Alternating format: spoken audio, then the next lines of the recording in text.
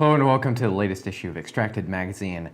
Before I dive in, I'm just going to make a quick espresso here. Hope you don't mind. It's going to take me just a moment. And if you're curious about the process that I'm doing right now, I've made a video on it, and you'll find that in the issue. So I don't normally make coffee this way, but I've been having a lot of fun with it, and it's super easy, as you're about to see. Very straightforward.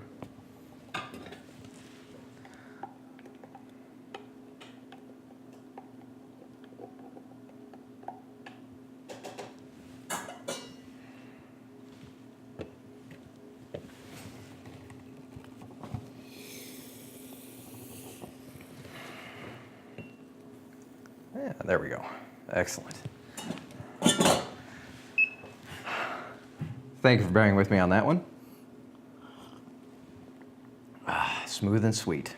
So I decided to dive deep into making really great espresso at home for this issue.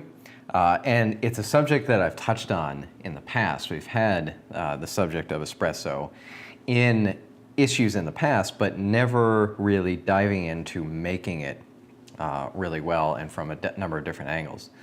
Part of the reason for that is that mastering espresso is such a complex topic, and one that tends to be kind of, can even be controversial in, not controversial, but it tends to engender a lot of enthusiastic debate, let's call it that. But here's the thing, and I've been playing around with espresso quite a lot, and I think I've come to a really good understanding. There are some basic key things that you need to understand, and that's what I talk about in the Mastering Your Home Espresso in this issue. If you want to get into the nitty-gritty, a lot of that depends on the machine and the equipment that you're using. So it's, of course, difficult for me to do that in an article. But what I decided to do in this issue is break it down into the concepts that I believe are most important to understand. And then once you do that, once you understand those concepts, all you need to really do is embrace a enthusiastic attitude of exploration. Because no matter how good you get at making espresso, you're always going to be making adjustments. And the one thing that I really like about it, about making it at home, is that it gets you really in tune with the taste of your coffee, because the intensity of flavors and the variability is so much that a small change in the brewing can have a big impact on the result.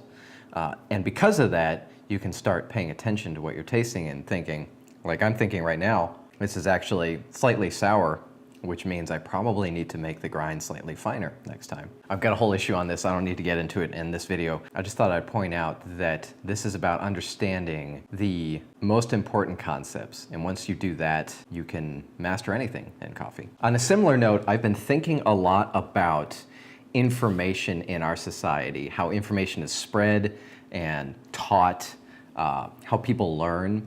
And I've become bothered by the superfluous nature of a lot of information. A lot of sources of information tend to just regurgitate other sources of information. And I have no interest in doing that. I think that I try my hardest to not just share something with you because it's popular.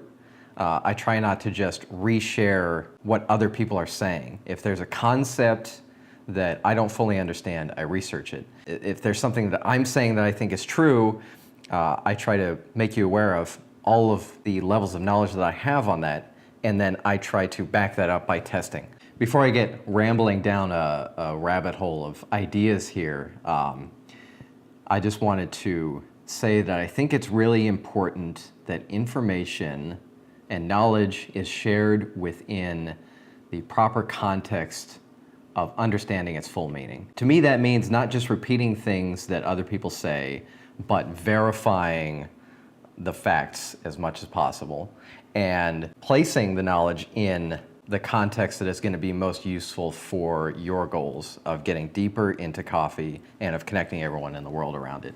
So I hope that makes sense. It's It's a concept that I'm trying to communicate more.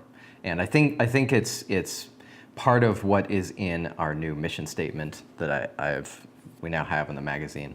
And maybe I need to adjust the mission statement to make that clearer as well. Okay, before I let you go, just one last thing. We have a new feature, the Coffee Connoisseur of the Month. You'll see that in this issue. I've been emailing about that. If you want to be featured as the Coffee Connoisseur of the Month, all you got to do is tap on the link at the bottom of that feature. It'll take you to a page where it has all the information and how you can enter and that sort of thing.